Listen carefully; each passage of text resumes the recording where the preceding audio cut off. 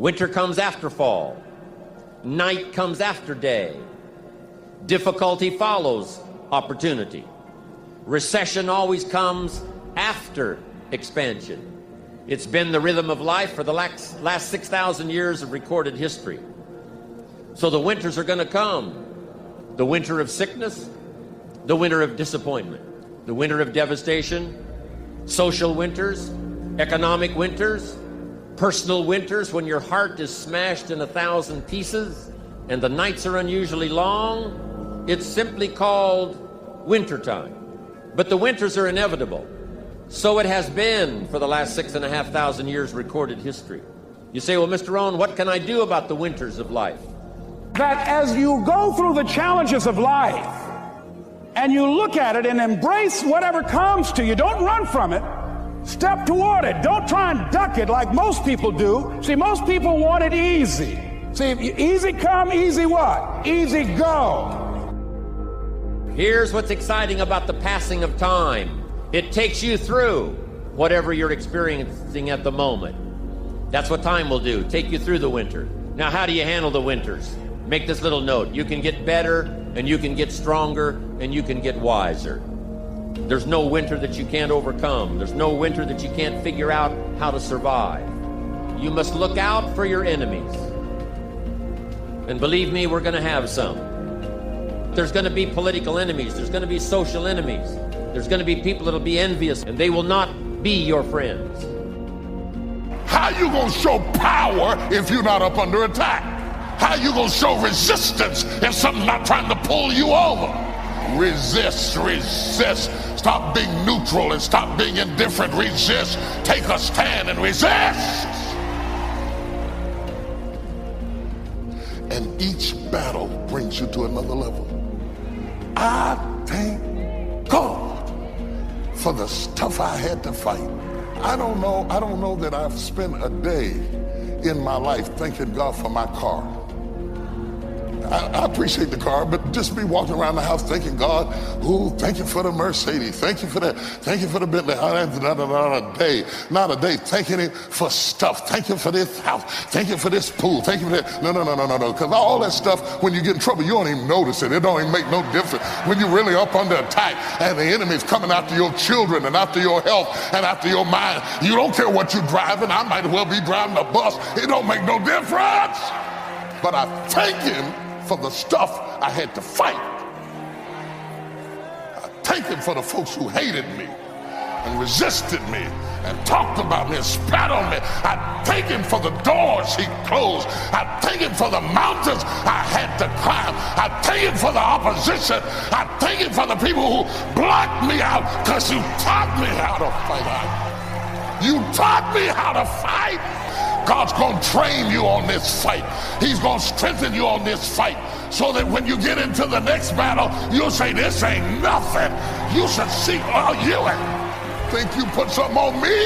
You don't know who I am. You cannot stand over in the corner and remain indifferent and be effective. You have to choose a side and get in the fight, because He's going to move you along through the things you fight.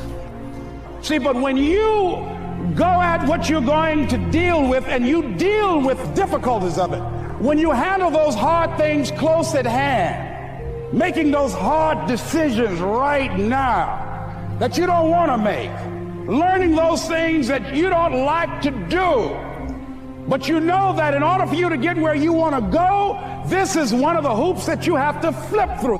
And I'm saying to you, whatever you got to do it, because if you don't, life is going to whoop you until you surrender. So if it's hard, then do it hard. You got to fight. You got to fight. Stop crying and fight. Dry your eyes and fight. The devil is after your mind. You got to fight. If you sit up and let him, you're going to go crazy. You got to fight. You ain't got to have no nervous breakdown. Be steadfast, unmovable, always abounding in the work of the Lord. It's necessary you take responsibility for it, that you make it happen, that you don't give up, that you don't take any objection or disappointment or defeats personally, that you keep on keeping on, that you don't decide that I can't make it because you can't see the light at the end of the tunnel, that you realize that's a part of the program. And here's something you've got to resolve. Say this to yourself every day. See, as long as you're breathing, you got a shot at your dream. That's the way I resolve. Say this, please. It's not over until I win. Not over till I get through. It's not over till I get over. Not over till I get what I want. Door can't open today, look out. I'm going to come back and take the hinges off. You've got to have that kind of courage, that type of determination. If you want to make it happen, it's you. That you've got to take personal responsibility to make it happen. I'm asking you to stand at the door. I'm asking you, whatever threatens you, threaten it back. Whatever pushes against you, push it back. Whatever wants to overwhelm you like a father, stand up, take control, and do battle with your enemies wherever you find them. Now here's one more. We must also deal with the enemies within ourselves. Some of the enemies are a lot closer than that. They are within. And I want to give you a list of some of the things to watch out for when you get back home, called enemies within yourself. Here's the first one: indifference. Whatever you do, practice not being casual. You've got to shake off sometimes the lethargy that would say, oh, well, maybe it's not going to work for me. Don't be casual. Casualness creates casualties. You've got to deal with it. Indecision is called the thief of opportunity. Make decisions even if it's a wrong decision. Do the very best you can, make a decision and go with it. If it doesn't work out because it was a wrong decision, I'm telling you, that gives you experience now to make a better decision. Here's the next one: doubt. We've all got to deal with the enemy of doubt. Cynicism has a unique way of crowding in on all of us. Being cynical about society, being cynical about the past, cynical about the future. I'm asking you, don't let that disease grab you by the throat and ruin your chances to do well. Yes, it's easy to doubt that it can happen. It's easy to doubt. We've all got fears that want to crowd in. And here's one of the worst ones of all, and that is to doubt yourself. Don't doubt your own ability. Don't doubt your own strength. You can make it through. Next is worry. I mean, you know, you got to worry some. But here's the clue: don't let it conquer you. Mark this down. Let worry alarm you, but don't let it conquer you. We all need to be concerned. We all need to be concerned. If there's enemies around, we need to be concerned. If it isn't going well, yes, we need to be concerned. But I'm asking you to let it concern, let it touch you, let it alarm you, but don't let it conquer you. Take all of the worries you've got and try to drive them into the smallest corner you can possibly find. So whatever your enemies are here, drive them into a small corner. Here's the next one: over caution. Hey, in the spring, if you're too cautious, you never will plant the seed. If you're too cautious, you won't take the chance. If you're too cautious, you won't step out front. Make this note: you got to take a chance. Drive your tendency to be too cautious. Drive it into a small corner. Yes, you can't be gullible. No, you can't go for everything.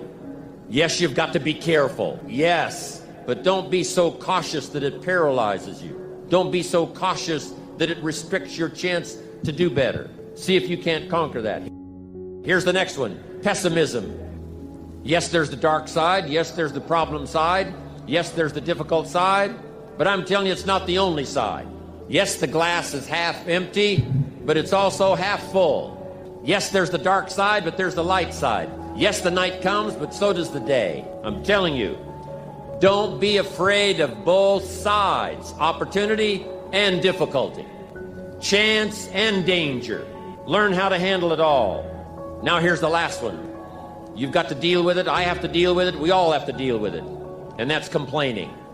Yes, there's room for a legitimate complaint. But here's what I'm asking you: don't let complaining master your life. If you become a chronic complainer, I'm telling you, nobody wants to be around you. Chronic complainer. I wouldn't want you for a business partner. Don't let complaining conquer your life. Don't become a victim of yourself. Repeat after me, please, with power and conviction. Say, it's possible. That's all I want you to do when you look at your dream. Just say to yourself every day, it's possible. Just say that every day to yourself, it's possible. Because what does that do? See, it begins to change your belief system.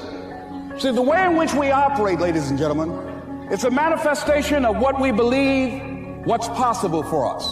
Whatever you've done up to this point, all that it really is a duplication, it's a reproduction of what you believe subconsciously that you deserve and what's possible for your life.